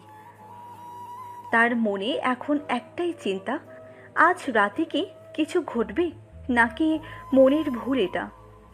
আবারও গভীর চিন্তায় মগ্ন হয়ে গেলেন তিনি। হঠাৎই মনে হলো অয়নের কথা। অয়ন বলছিল ওর 3 জন বন্ধু আছে, যারা সবাই এখন মৃত। আর রিফাত সেজে যে লোকটা ওই 3টা খুন করেছে, সে নাকি অয়নকেও মারার হুমকি দিয়েছে। তাহলে তো এবার অয়নেরই পালা। তবে আজ রাতে অয়নের কিছু একটা হবে। ঘরের ভেতর থেকে ফোনটা এনে অয়নের নাম্বারে বেশ কয়েকবার ফোন দিল মাসুদ আহমেদ, কিন্তু প্রতিবারই বন্ধ পাচ্ছে অয়নের নাম্বার। বেশ চিন্তায় পড়ে যায় মাসুদ আহমেদ। ঘরে এসে বিছানায় চুপ করে বসে ভাবতে লাগলো। কিছুক্ষণ পর পিস্তল আর গাড়ির চাবিটা নিয়ে বেরিয়ে পড়ল অয়নের বাড়ির উদ্দেশ্যে। অয়নের বাড়ির সামনে এসে গাড়িটা থামলো। তাড়াতাড়ি করে ড্রাইভারের ভাড়া মিটিয়ে বাড়ির পিছনের দিকটায় চলে এলো অয়ন। আস্তে আস্তে ভেতরে ঢুকলো। ড্রয়িং রুমে এসেই দেখতে পেল শুভকে। শুভ এখন একটা চেয়ারে হাত বাঁধা অবস্থায় বসেছিল। এমন সময়ে পিস্তল হাতে দাঁড়িয়ে আছে কেউ একজন, হয়তো কোনো মেয়ে হবে। তার শরীরে ছিল কালো বোরখা। ড্রয়িং রুমে বড় লাইটটা জ্বালানো হয়নি, ছোট লাইটের চারদিকটা স্পষ্ট নয়। অয়ন কিছুটা সামনে এগিয়ে থেমে যায়। ওর মনে হচ্ছে খুব বড় একটা ভুল করে ফেলল, কিন্তু এখন আর কোনো সুযোগ নেই। পিছনে ফিরতে আরও একজনকে দেখতে পেল অয়ন। তার হাতেও একটা পিস্তল। আর ঘাড় থেকে পা পর্যন্ত একটা কালো জামা, মুখে কালো মুখোশ, আর আর মাথায় কালো টুপি। এটাই সেই দুজন যারা ওর বন্ধুদের মেরেছে এবং ওদের মারতে চায়। অয়ন মনে মনে ভাবছে হয়তো এই লোকটাই রিফাত, কিন্তু মেয়েটাকে, সে মেয়েটাকে এত সাহায্য করছে কেন? কিন্তু এখন এসব ভাবার সময় নেই, যেভাবেই হোক সেখান থেকে বের হতে হবে। তড়িঘড়ি করে শার্টের পিছন থেকে পিস্তলটা বের করে ছেলেটার দিকে তাক করে ধরল অয়ন। তখনই পিছন থেকে মেয়েটা অয়নের পায়ে গুলি করল। ফ্লোরে লুটিয়ে পড়ল অয়ন, পা ধরে চিৎকার করতে লাগলো। লোকটা অয়নকে ধরে শুভর পাশে একটা চেয়ারে বসালো, তারপর ওর হাত বেঁধে দিল চেয়ারের সাথে। হঠাৎ করে মেয়েটা হো হো করে হেসে উঠল। শুভ এবং অয়ন দুজনেই মেয়েটার দিকে তাকালো। মেয়েটা বলল, আর একটা কাজ বাকি আছে, তাহলে এই খেলা শেষ হবে। খেলা শেষ হবে মানে? তুমি কে? সব জানতে পারবে, একটু অপেক্ষা করো। আগে বলো, তোমরা আমাদের ক্ষতি করছো কেন? আমার সব বন্ধুদের মেরে তোমাদের লাভ কি হলো? মেয়েটা ঠাস করে একটা থাপ্পড় মারল অয়নকে, তারপর বলল, আর একটা কথা বললে এক মুহূর্ত দেরি করব না মাথায় গুলি করতে। চুপ করে বসে অপেক্ষা কর। তাছাড়া আজকে তোমাদের মরতেই হবে, শুধু কিছু নিঃশ্বাস নিতে পারবে, কারণ এখনো তোমাদের মারার সময় হয়নি। শুধু আমার দুটো প্রশ্নের উত্তর দাও। শুভকে এতদিন বাঁচিয়ে রেখেছো কেন? আর তোমরা কিভাবে জানলে আমি এখনো বেঁচে আছি? তোমরা তো আমাকে মেরে ফেলার জন্য এখানে এসেছিলে সেদিন, কিন্তু আমাকে ভেবে আশিককে মেরে ফেলেছো। মেয়েটা হাসতে হাসতে বলল, সেদিন হয়তো ভুল করে তোমার জায়গায় অন্যজনকে গুলি করেছিলাম, কিন্তু পরের দিন টিভিতে নিউজ দেখে বেশ অবাকই হই আমরা, কারণ লাস্টে পুলিশ যে অবস্থায় পেয়েছে আমরা তা করে জাস্ট গুলি করেছিলাম আমরা। তাহলে ওকে এই অবস্থায় কে করলো? সন্দেহটা সেখান থেকে শুরু হয়। তারপর কালকে রাতে যখন আবির আর নিলয়কে মারার জন্য শহরের বাইরে তোমার নিজের যে বাড়িটা আছে সেখানে গিয়ে দেখি আবির আর নিলয়ের সাথে তুমি আর তোমার গার্লফ্রেন্ড তারিন উপস্থিত। তখনই বুঝতে পারি তুমি এখনো বেঁচে আছো। আগের দিন রাতে যাকে মেরেছি সেটা অন্য কেউ ছিল। তোমরা ওখান থেকে চলে আসার পরই আবির আর নিলয়কে আমরা অ্যাটাক করি, তবে ওদের খুন করি এখানে এসে। ওদের খুন করার পর ওই ল্যাম্পপোস্ট এর নিচে ফেলে দিয়ে আসি। কিন্তু তোমরা কিভাবে জানলে আবির আর নিলয় আমার বাড়িতে থাকে? আর আমার বাড়ির ঠিকানা কোথায় পেলে? সেটা জানার জন্যই শুভকে এতদিন বাঁচিয়ে রেখেছি। তোমরা কে, কখন, কি অবস্থায় থাকো সেসব জানতে আমাদের শুভ সাহায্য করেছে। অবশ্য সাহায্য করেনি, আমরা জোর করে সব জেনেছি। ওকে অত্যাচার করার পরও রাজি হয়েছে সবকিছু বলতে। আজ তোমাদের মরার জন্যই এখানে নিয়ে এসেছি। অয়ন আর কিছু বলল না, চুপ করেই বসে রইল। ও জানে আজ ওকে মরতেই হবে, কোনো উপায় নেই এদের হাত থেকে বাঁচার। ছেলেটা অয়নের এই অবস্থার একটা ছবি তুলে পাশের একটা ঘরে গেল। অয়ন বলল, আচ্ছা, ওই কি রিফাত? কিন্তু ও এখন যাচ্ছে কোথায়? আর একটা কথা বললে ডিরেক্ট গুলি করে শেষ করে দেব। সব প্রশ্নের উত্তর পাবে সময় হলেই। এটা তো বলো, রিফাত এখনো বেঁচে আছে কিভাবে? বললাম না এখন চুপ করে বসে থাকো। অয়ন আর কিছু বলল না। কিছুক্ষণ পর ছেলেটা এলো, মেয়েটার কাছে এসে বলল, তারিন আসছে। এত সহজে রাজি হয়ে গেল? প্রথমে বিশ্বাস করছিল না যে অয়ন আর আমাদের কাছে বন্দি। পরে অয়নের এই অবস্থার ছবি দিয়েছি ওকে, আর বলেছি আধা ঘন্টার মধ্যে একা এখানে না আসলে অয়নকে মেরে ফেলবো। তাই ভয় পেয়ে বলেছে আসছে। তবু বিশ্বাস করা যায় না, তাই আমি কিছুটা এগিয়ে গিয়ে দেখি একা আসছে নাকি পুলিশ নিয়ে আসছে। ইন্সপেক্টর মাসুদ আহমেদ অয়নের বাড়ির ঠিকানায় চলে এসেছে, কিন্তু দরজায় তালা দেওয়া দেখে ভেতরে ঢুকতে পারছে না। পরে কি ভেবে যেন গুলি মেরে তালাটা ভেঙে ভেতরে ঢুকলো। এদিকে ওদিকে অনেক খোঁজাখুঁজির পর অয়নের ঘরটা পেলেন উনি। অয়ন নেই বাড়িতে, তবে ওর ঘরের টেবিলের ওপর একটা ফোন পেল মাসুদ আহমেদ। ফোনটা যে অয়নের তা শিওর হলো স্ক্রিনে অয়নের ছবি দেখে। পাসওয়ার্ড দেওয়া ছিল না বলে সহজেই ফোনটা চেক করার সুযোগ পেলেন তিনি। প্রথমেই গেলেন কল লিস্টে। বেশ কিছুক্ষণ আগে একটা নাম্বার থেকে ফোন এসেছিল। হঠাৎ স্ক্রিনের ওপরের দিকে তাকাতেই বুঝল অটো কল রেকর্ডটা অন করা। মুখে এক রাশ হাসি ফুটে উঠল মাসুদ আহমেদের। খুঁজতে লাগলো কিছুক্ষণ আগে আসা কলটায় দুজনের কথাগুলো রেকর্ডটা পেয়েও গেল সহজে। রেকর্ডটা প্লে করতে শুনতে লাগলো মাসুদ আহমেদ। সবটা শুনে তো রীতিমতো তিনি হাঁ হয়ে গেছেন। তিনি ভালো করে বুঝতে পেরেছেন অয়নকে মারার জন্য এই কাজটা করেছে খুনি। তাই অন্য সব খুনগুলো যেখানে করেছে সেখানেই ওকে ডেকেছে, আর অয়ন বোকার মতো সেখানে চলে গেছে। আর এক মুহূর্ত দেরি না করে বেরিয়ে পড়ল আবার ওই ল্যাম্পপোস্টের কাছে থাকা অয়নের বাড়ির উদ্দেশ্যে। মাসুদ আহমেদের বাড়ি থানা, তাইনের বাড়ি আর ওই নির্জন এলাকায় অয়নের বাড়িটা খুব কাছাকাছি হলেও অয়নের এই নতুন বাড়ি অনেকটা দূরে। শুধু শুধু সেখানে এসে সময় নষ্ট করলেন তিনি। সবটা বুঝে যদি আগে ওই বাড়িতে যেত তাহলে হয়তো বাঁচাতে পারত ওকে, কিন্তু এখন আর হয়তো সম্ভব না এটা। এতক্ষণেই হয়তো অয়নকে মেরে ফেলেছে ওরা, কারণ অনেকটা সময় পার হয়ে গেছে। তবুও মাসুদ আহমেদ তাড়াতাড়ি করে যেতে লাগলো। এদিকে নিজের ফোনটাও বাড়িতে ফেলে এসেছে, না হলে ওখানকার ইন্সপেক্টরকে ফোন করে একটা ব্যবস্থা করা যেত। যত দ্রুত গতিতে সম্ভব গাড়ি চালিয়ে যাচ্ছেন তিনি। পিছনের দরজা দিয়ে তারিন ভিতরে ঢুকলো। ছেলেটা ওর মাথায় পিস্তল ধরে রেখেছে। ড্রয়িং রুমে আসার পর ছেলেটা একটা চেয়ার টেনে অয়নকে পাশে রাখলো। তারিনকে সেখানে বসিয়ে দিয়ে চেয়ারের সাথে হাত বেঁধে দিল। মেয়েটা বলল, বাহ, এই তো হাজির হয়েছে একজন বেঈমান, যে নিজের স্বামীর সাথে প্রতারণা করেছে, এমনকি তাকে মেরে ফেলতেও দুবারও ভাবেনি। আপনি এসব কি বলছেন? আমি কাউকে মারিনি, আর আমি আমার স্বামীর সাথে প্রতারণাও করিনি। এখন বলুন, আমাদের এখানে নিয়ে এসেছেন কেন? আর অয়নের বন্ধুদের নিশ্চয়ই আপনারাই মেরেছেন, কিন্তু কেন? 6 মাস আগে ঠিক এই অন্ধকার রাতেই তোমরা সবাই মিলে আমার নির্দোষ ভাইটাকে মেরেছিলে, মনে আছে? মেয়েটার কথা শুনে তাইনের চোখ কপালে উঠে গেল, সাথে অয়নেরও। তাই আমার মিশন তোমাদের সবাইকে এমন অন্ধকার রাতে আমি মারবো। তোমাদের মধ্যে 3 জনকে মেরে ফেলেছে অলরেডি, এখন তোমরা 3 জন বাকি আছো শুধু। আজ রাতেই তোমাদের মারবো আমি। কে আপনার ভাই, আর আপনিই বা কে? মেয়েটা নিজের মুখের সামনে থেকে কাপড়টা সরিয়ে দিল।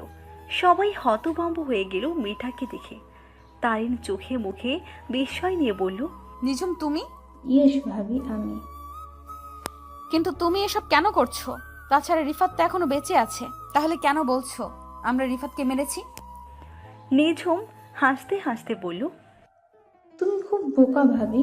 ফোনে বা সামনাসামনি রিফাত নামটা শুনে এতটাই ভয় পেয়েছিলে যে আসল আর নকলের তফাৎ বুঝতে পারোনি। আরে অয়ন তো ভাইয়াকে তেমন চিনতো না, তাই ও বিশ্বাস করেছিল ওটা ভাইয়ার কণ্ঠ ছিল। কিন্তু তুমি তো ভাইয়ার সাথে থেকেছো রাতের পর রাত, একসাথে অনেকগুলো দিন পার করেছো, তবু বুঝতে পারোনি কোনটা ভাইয়ার আসল কণ্ঠ আর কোনটা নকল কণ্ঠ। কিন্তু মাঝ রাতে যে আমাদের বাড়িতে গিয়েছিল সে তো তোমার ভাই ছিল, হুবহু ওর কণ্ঠ ছিল। তাছাড়া তোমার পাশে যে ছেলেটা এখন দাঁড়িয়ে আছে উনি কে তাহলে? ছেলেটা টুপি আর মুখোশটা খুলল। নিঝুম বলল, ও আমার বয়ফ্রেন্ড তন্ময়। ভাইয়ার সাথে একই অফিসে কাজ করতো গত 5 বছর ধরে। দুজনে একসাথে পাশাপাশি ডেস্কে বসে কাজ করে এসেছে। সারাদিন ভাইয়ার সাথে থেকে ভাইয়ার কথাবার্তা ব্যবহার সবই জানে ও। তাছাড়া আমিও সাহায্য করেছি ওকে। তন্ময় এমনভাবে ভাইয়ার কণ্ঠ কথা বলেছে যে গভীরতা নিয়ে অনুভব না করলে আমিও বুঝতে পারি না কোনটা ভাইয়ার আসল কণ্ঠ আর কোনটা তন্ময়ের কণ্ঠ। আমাদের বাড়িতে যে গিয়েছিল সেও কি তন্ময় ছিল? হ্যাঁ, তোমাকে মারার জন্যই তন্ময় আমাদের বাড়িতে গিয়েছিল। আমি ওকে সাহায্য করেছি বাড়িতে গিয়ে তোমার ঘরে ঢুকতে। আমি তো ওকে আঘাত করেছিলাম। ওকে জগ দিয়ে আঘাত করেছিলে তুমি। আমিও তখন তোমার ঘরে ছিলাম, তবে আড়ালে। তুমি ঘর থেকে বের হয়ে যাওয়ার পর আমি তাড়াতাড়ি করে ওকে তুলে বাইরে পাঠিয়ে দিই। আমার ওড়না দিয়ে রক্তগুলো মুছে দিই আর জগ ভাঙা কাঁচগুলো ওড়নায় পেঁচে বারান্দা দিয়ে দূরে বাড়ির পেছনের দিক ফেলে দিয়েছিলাম। অনেক কষ্টে তন্ময় হাসপাতাল পর্যন্ত একা একা গিয়েছিল। আমরা জানতাম না তুমি এত রাতেও জেগে আছো, জানলে আর এই রিস্ক নিতাম না। পরপরই অয়নকে অ্যাটাক করি, বাট ভুলক্রমে অয়নের জায়গায় আশিক মারা যায়। অবশ্য আজ না হয় কাল আশিককেও মারতে হতো। এরপর আমরা আবির আর নিলয়কে এখানে নিয়ে আসি। তারপর ওদের খুন করে রাস্তার পাশের ওই ল্যাম্পপোস্টের নিচে ফেলে দিই। আর আজ তোমাদের মারবো, তবে আগে অয়ন আর শুভকে মারবো। তারিন কান্না করতে করতে বলল, প্লিজ নিঝুম, আমাদের ছেড়ে দাও। আমরা একটা ভুল করে ফেলেছি, মাফ করে দাও প্লিজ। অসম্ভব। তারিনকে আর কিছু বলার সুযোগ না দিয়ে তন্ময় শুভর কপালে পিস্তলটা ঠেকিয়ে পর পর 4টা গুলি মেরে দিল। আতঙ্কে আটকে উঠল তারিন আর অয়ন। তারিন চিৎকার দিল, কিন্তু বাইরে কেউ নেই এই চিৎকার শোনার। তারিন আর অয়নের আর্তনাদ দেখে খুব মজা পাচ্ছে নিঝুম। হো হো করে হাসছে ও। হত্যার প্রতিশোধ নিতে পেরে ওর খুব আনন্দ হচ্ছে। ছটফট করতে করতে শেষ নিঃশ্বাস ত্যাগ করল শুভ। পরপরই নিঝুম অয়নের কপালে একটা গুলি করল। আরও জোরে চিৎকার দিয়ে উঠল তারিন। ছটফট করছে অয়নও। তন্ময় অয়নের কপালে পিস্তলটা ঠেকিয়ে পরপর 3টে গুলি মেরে দিল। কিছুক্ষণের মধ্যে অয়নও শেষ নিঃশ্বাস ত্যাগ করল। তন্ময় এবার তারিনের কাছে এলো, কিন্তু নিঝুম ওকে থামিয়ে দিয়ে বলল, ভাবির সাথে আমার এখনো কিছু হিসাব বাকি আছে, তুমি এখন চলে যাও। তারপর নিঝুম যা বলল তা শুনে তন্ময় সহ তারিনের চোখ বড় বড় হয়ে গেল। আমি নিজে পুলিশকে সবটা জানিয়ে দিব একবার। এইসব কি আবল তাবল বলছো তুমি? তোমার তো ফাঁসি হয়ে যাবে। ফাঁসি হলে হয়ে যাবে, আমার কোনো দুঃখ নেই এতে। আর যদি ফাঁসি না হয় তাহলে আমি কথা দিচ্ছি কোনো একদিন আমি ফিরে আসবো তোমার জীবনে। তবে এই খুনের অপরাধের বোঝা কাঁধে নিয়ে আমি সারা জীবন থাকতে পারবো না। অপরাধ তো আমিও করেছি। এটা আমার মিশন ছিল, তুমি জাস্ট আমাকে সাহায্য করেছো। এজন্য শেষ নিঃশ্বাস পর্যন্ত আমি তোমার কাছে কৃতজ্ঞ থাকবো। তোমার বাবা মা এবং ছোট ভাই বোন আছে, আমি চাই না তোমার শূন্যতা তারা অনুভব করুক। আমাকে যদি একটুকু ভালোবেসে থাকো তাহলে আমার শেষ এই অনুরোধ রাখো, প্লিজ। তুমি ফিরে যাও সুন্দর একটা জীবনে, নিজের পরিবারকে নিয়ে ভালো থাকো। আর পারলে আমার মা বাবাকে একটু দেখো। তন্ময় কিছু বলল না, নিঝুমকে জড়িয়ে ধরে বলল, তোমার অপেক্ষায় থাকবো। তন্ময় বেরিয়ে এলো বাড়িটা থেকে। নিঝুম তাইনের পাশে বসলো। তাইনের হাতের বাঁধনটা খুলে দিয়ে একটা চেয়ার টেনে ওর সামনে বসে পড়ল। তারপর করুণ কণ্ঠে বলল, কি অপরাধ ছিল আমার ভাইয়ার যার কারণে ওকে মারতে হলো? রিফাতের কোনো অপরাধ ছিল না, ইনফ্যাক্ট ও অত্যন্ত ভালো একজন মানুষ ছিল। তাহলে খুন কেন করলে আমার ভাইয়াকে? আমি তো নিজের হাতে খুন করিনি ওকে। তুমি নিজে খুন করোনি ঠিক আছে, বাট তোমার বয়ফ্রেন্ডকে বিয়ে তো করিয়েছো। তাছাড়া তুমি বিয়ের পরও নিজের প্রাক্তনের সাথে প্রেম চালিয়ে যাচ্ছে। হ্যাঁ, আমি বিয়ের পরেও অয়নের সাথে সম্পর্ক রেখেছি, কিন্তু বিশ্বাস করো আমি কখনো চাইনি রিফাতকে মেরে অয়নকে বিয়ে করতে। সেদিন রাতে আমি পালিয়ে এসেছিলাম ঠিকই, কিন্তু মাঝরাতেই আমার ভাইয়ার ঘুম ভেঙে যায় আর আমার দেওয়া চিঠিটা পড়েই আমাকে খুঁজতে বের হয়। ও জানতো আমি অয়নকে ভালোবাসি, তাই অন্য কোথাও না গিয়ে অয়নের বাসার সামনে চলে আসে। আমি তখন বাইরের ল্যাম্পপোস্টের নিচে দাঁড়িয়ে অয়নের জন্য অপেক্ষা করছিলাম। ওই আমাকে বলেছিল ভেতরে না যেতে, তাই রাস্তার পাশেই দাঁড়িয়েছিলাম। কিছুক্ষণ পর রিফাত চলে আসে, আমার সাথে কথা কাটাকাটি হয়। বিশ্বাস কর নিঝুম, আমি ওকে অনেকবার অনুরোধ করেছি বাড়িতে চলে যেতে। এখানে থাকলে অয়ন ভয়ঙ্কর কিছু করে বসবে ওর সাথে, কিন্তু কে শুনে কার কথা? ওর এক কথাই, যেইভাবেই হোক আমাকে বাড়িতে নিয়েই যাবে। এক সময় আমার হাত ধরে টানাটানি করে, আর তখনই অয়ন হাজির হয়। অয়ন এসে কোনো কথা না বলে ডিরেক্ট রিফাতের পিঠে একটা গুলি মেরে দেয়। অয়নের এরকম কাজে আমি হতবম্ব হয়ে যাই। আমি অনেক চেষ্টা করি রিফাতকে বাঁচানোর, চেয়েছিলাম রিফাতকে নিয়ে ওখান থেকে চলে আসব, কিন্তু রিফাত নিজেকে সামলাতে পারেনি, রাস্তায় লুটিয়ে পড়ে আর আমার একার পক্ষে ওকে দাঁড় করানো সম্ভব হচ্ছিল না। তাই অয়নের পা ধরে ওকে অনেক অনুরোধ করি যেন রিফাতকে না মারে, কিন্তু অয়ন কিছু করার আগেই ওর বন্ধুরা সবাই আত্মরা রিফাতকে মারতে শুরু করে।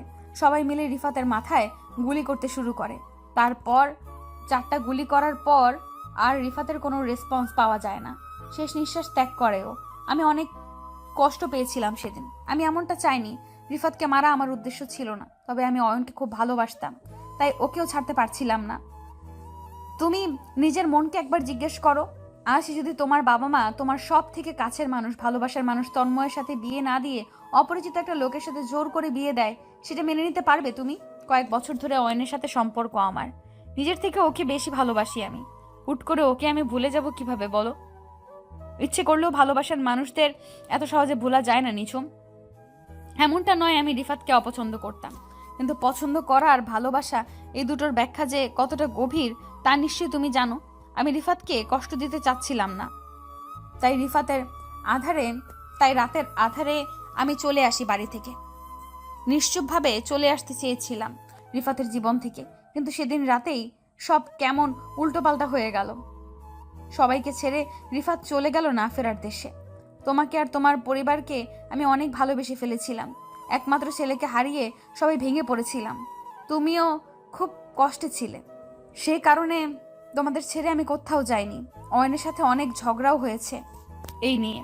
ও আমাকে বিয়ে করতে চেয়েছিল, কিন্তু আমি ওর কাছে যাইনি। তখন নিজেকে খুব অপরাধী মনে হচ্ছিল, তাই সেই সময় তোমাদের পাশে ছিলাম। টপ টপ করে জল গড়িয়ে পড়ছে তারিনের গাল বেয়ে। নিঝুমেরও একই অবস্থা। তারিন বসা থেকে দাঁড়িয়ে নিঝুমের মাথায় হাত রাখল। প্রচণ্ড রাগের কারণে নিঝুম নিজের মাথা থেকে তারিনের হাত সরিয়ে দিয়ে বলল, একদম শোয়ার চেষ্টা করবে না আমাকে। তুমি ভাইয়াকে নিজের হাতে মারোনি, বাট তোমার জন্য এই সব কিছু হয়েছে।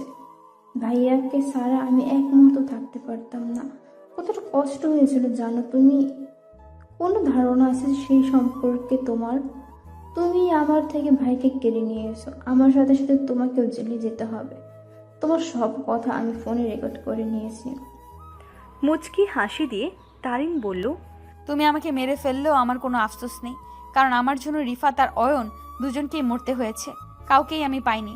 সুতরাং বেঁচে থেকে আর পাপ কামিয়ে লাভ কি? নিঝুমকে কিছু বলার সুযোগ না দিয়ে মাসুদ আহমেদ পিছনের দরজা দিয়ে ড্রয়িং রুমে প্রবেশ করল। তারিন আর নিঝুম দুজনেই অবাক দৃষ্টিতে তার দিকে তাকিয়ে রইল। মাসুদ আহমেদ বলল, আমাকে আর কিছু বলতে হবে না। তোমার ভাইয়ার ডায়েরি থেকে আমি জানতে পারি তারিন ভাবির সাথে অয়ন নামে কারো সম্পর্ক আছে, আর অয়নের বাসার ঠিকানাও দেওয়া ছিল সেখানে। আমি ভাবি এবং অয়নকে ফলো করতে শুরু করি, আর বেশ কিছুদিন পর হঠাৎ করে ভাইয়াকে কারা যেন ফোন করে। ব্যাপারটা বেশ সন্দেহজনক মনে হয় আমার কাছে, তাই আমি ভাবিকে আরও বেশি করে ফলো করি। ভাবি আর অয়নও আরও কয়েকজন লোকের সাথে মাঝে মাঝে দেখা করত। ওদের মধ্যে শুভ নামে একজনকে টার্গেট করি। তারপর আমি ওকে আটকে রেখে অত্যাচার করে সব সত্য বের করি। এরপর থেকেই আমার মিশন শুরু হয় এবং আজ মিশন সাকসেসফুল হলো। তাহলে তারিনকে বাঁচিয়ে রাখলে কেন? ভাবিকে আমি খুব ভালোবাসতাম। ভাবি পাষাণ হলেও আমি পাষাণ নই যে নিজের ভালোবাসার মানুষদের খুন করব। তাই ওকে বাঁচিয়ে রেখেছি এখনো। প্রথমে রাগ হচ্ছিল অনেক, তাই প্রথমে মারতে চেয়েছিলাম, কিন্তু পরে মারতে পারিনি, বিবেকে বাধা দিয়েছিল। তবে আমি কখনো ভাবিকে আর আগের মতন সম্মানের চোখে দেখতে পারবো না। আমি কখনো তাকে ক্ষমা করব না। আমি আমার অপরাধ স্বীকার করে আত্মসমর্পণ করছি, আর এই ফোনে ভাবির অপরাধ স্বীকার করার সব রেকর্ড করা আছে। অয়নের কথা অনুযায়ী আপনার সাথে একটা ছেলেও ছিল, সে কোথায়?